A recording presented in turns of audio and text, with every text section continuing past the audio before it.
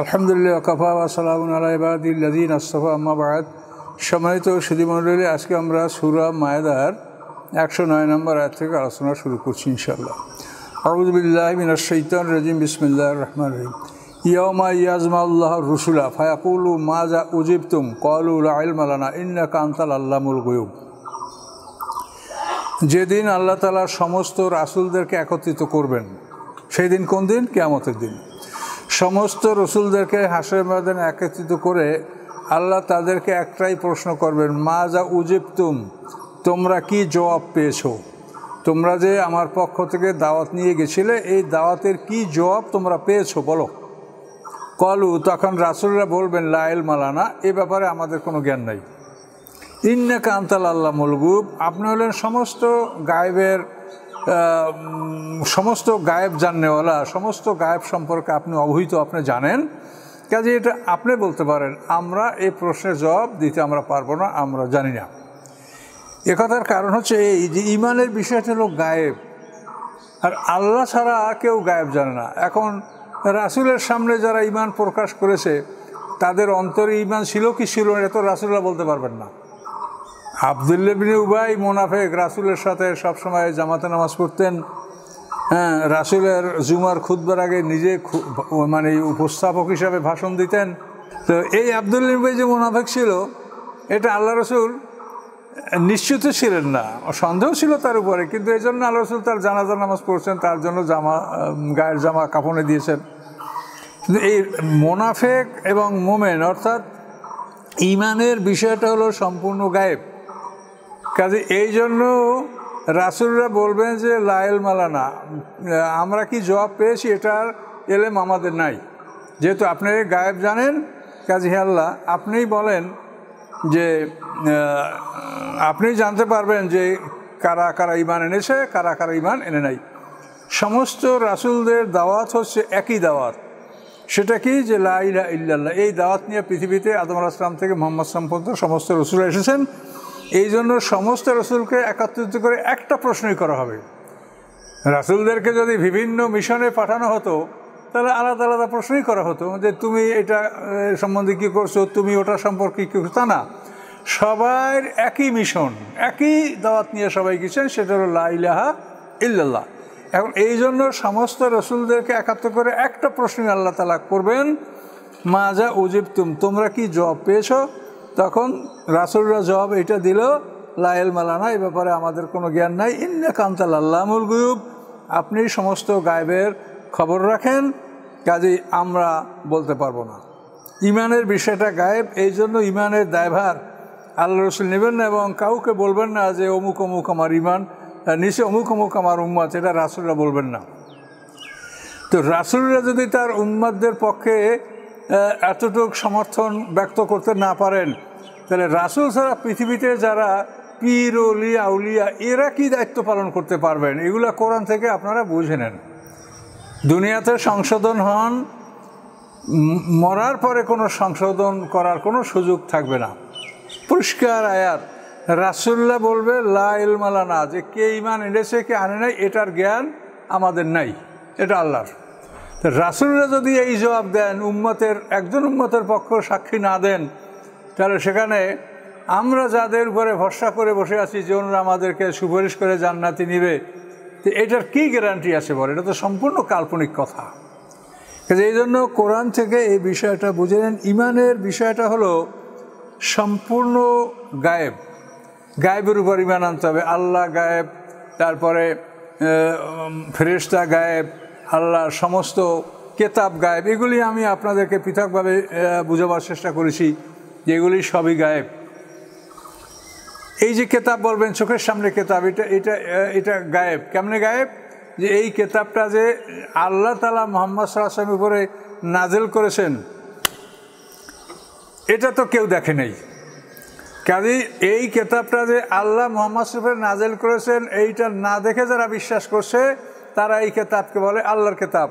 আর এই কেতাব আল্লাহ নাজিল করেছেন, এইটা বিশ্বাস যারা করে, এই গায়েবী বিশ্বাস যারা করে না, তারা বলে এই কেতাব মুহাম্মদ সাল্লাল্লাহু আলাইহি ওয়াসাল্লামের রচনা।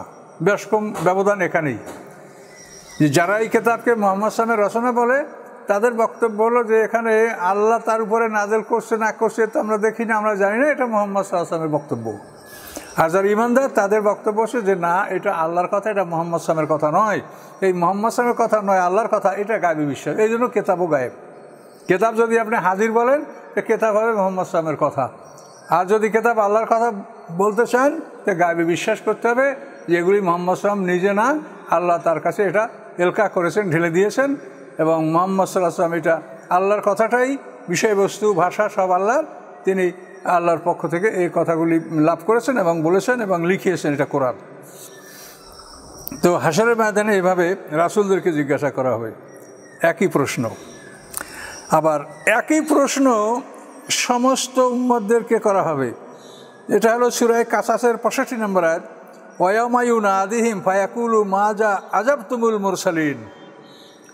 সমস্ত রসুলকে একই প্রশ্ন, কমন।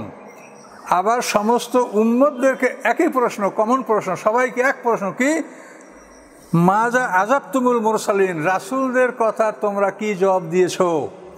রাসূলরা যে তোমাদেরকে আসছিল, সকল রসুলগণই একই দাওয়াত নিয়ে আসছিল। সে দাওয়াতটা কি? লা ইলাহা ইল্লাল্লাহ। এই দাওয়াতে তোমরা রাসূলদেরকে কি জবাব দিয়েছো?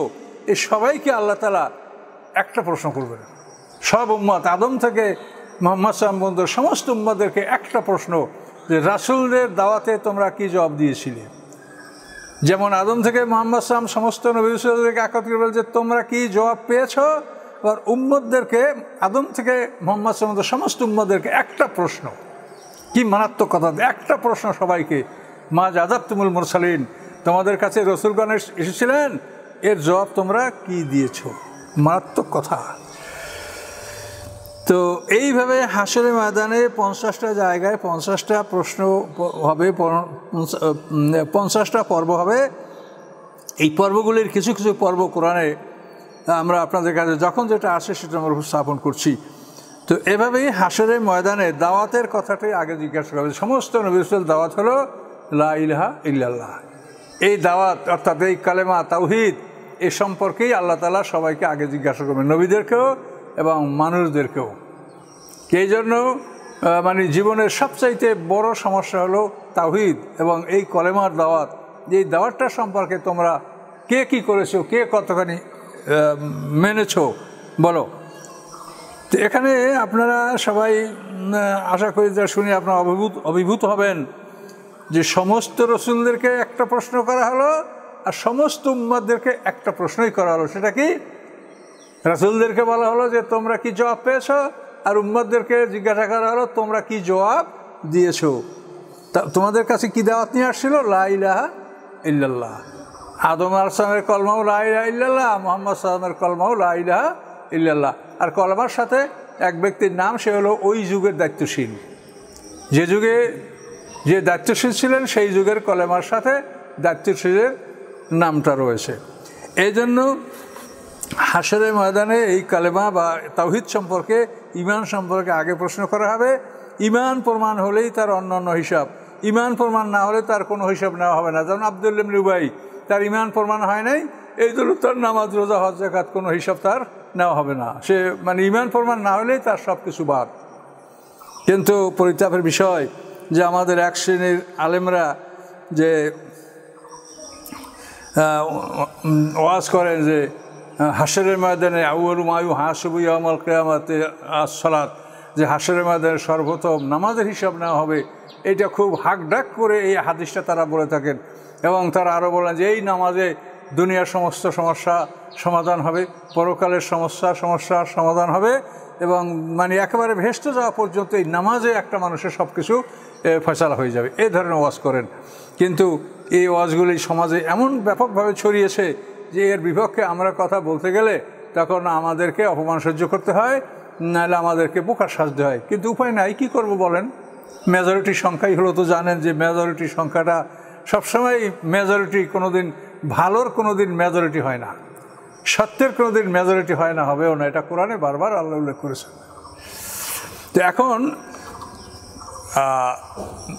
কে শুনবে কে শুনবে না সেটা বড় কথা না, বিষয়টা আপনি কোরআন থেকে বুঝে নেন যে হাশরের ময়দানে আল্লাহ তাআলা সর্বপ্রথম ইমানের পরীক্ষা নেবেন। হাসরের ময়দানে আমরা উঠবো, তখন আমাদের প্রত্যেকটা মানুষের আমলনামায়, প্রত্যেক পয়গম্বর উম্মতের আমলনামার উপরে হেডিং থাকবে লা ইলাহা ইল্লাল্লাহ আদম ও শফিউল্লাহ, লা ইলাহা ইল্লাল্লাহ মুহাম্মদ রাসূলুল্লাহ, এভাবে আমলনামার হেডিং থাকবে।